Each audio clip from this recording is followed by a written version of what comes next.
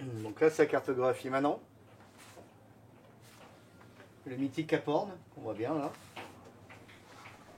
Hop, là j'agrandis, donc on le voit bien, c'est cool. Voilà, le Cap Horn, magnifique. Quand tu as la chance de le voir. Voilà, on agrandit. Ushuaïa. Ça fait largement rêver. Les Maldives. Les Malouines. Grâce à ça, on sait où on se trouve. Mais avant, c'était pas comme ça. Avant, c'était comme ça. Donc sur le Vendée Globe, vous emmenez aussi des cartes papier. Ouais. Et alors pourquoi? C'est obligatoire. Si ça tombe en panne, on a ça. Et on a un petit GPS pour pouvoir se repérer. Pas de sextant? Pas de sextant. Au premier Vendée Globe, j'avais embarqué un sextant en 2008, c'est obligatoire, mais dorénavant, ce n'est plus obligatoire. Alors cette carte, elle a une belle histoire. Bah oui, c'est ce que je vois, elle n'est pas neuve. Elle a fait 5 Vendée Globe. Ce sera son Plus que toi. 6e Vendée Globe, plus que moi et plus que n'importe qui. En fait, c'est Benoît Parnaudot qui m'avait prêté la carte. Parce que les cartes, ça se prête. L'idéal, c'est que les cartes changent de main et voyagent tout au long de leur vie. Et cette carte-là, elle avait fait le Vendée Globe avec Didier Monoutegui. Après, Didier Monoutegui, il avait prêté à Benoît Parnaudot.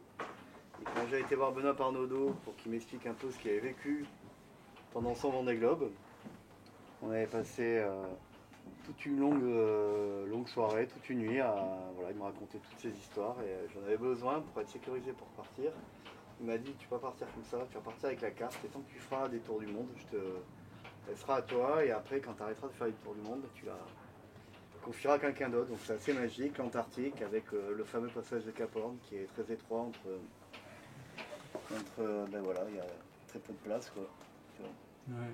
L'île Cap des Hornos et puis tu vois l'Antarctique, donc il y a vraiment très peu d'endroits et ça pour expliquer aux jeunes comment ça se passe, c'est intéressant parce qu'avec le vent qui est fort tout le long, là ça fait entonnoir, du coup remonter des eaux, ça bouge, il y a des vagues et tout ça et ça me laisse rêveur. Alors en plus d'être un outil, on va dire, de sécurité, il y a un petit côté porte-bonheur pour les superstitieux. Oh ben, c'est surtout un outil, oui, enfin c'est un porte-bonheur et surtout c'est plus que ça, il y a une histoire, la carte a une histoire et c'est chouette de s'imaginer, tu vois, Didier et Benoît ils avaient mis leurs traces, tu vois, alors tu vois, ils n'avaient pas mis tous les jours, hein, mais ils avaient mis leurs petites traces et je me rappelle lors de mon premier Vendée Globe, j'avais ouvert la carte et j'avais regardé tout ça et je m'étais mis à rêver parce que je trouve que une carte marine ou un atlas, c'est le meilleur livre d'aventure qui puisse exister. Ça permet de te projeter et d'imaginer ce que tu peux voir quand tu t'approches de ces zones-là, l'Amérique du Sud, l'Antarctique, le Cap Bonne-Espérance qui est vraiment très loin, qu'on voit enfin qu'on voit jamais d'ailleurs. Donc voilà, donc c'est quand même assez beau et j'y tiens cette carte.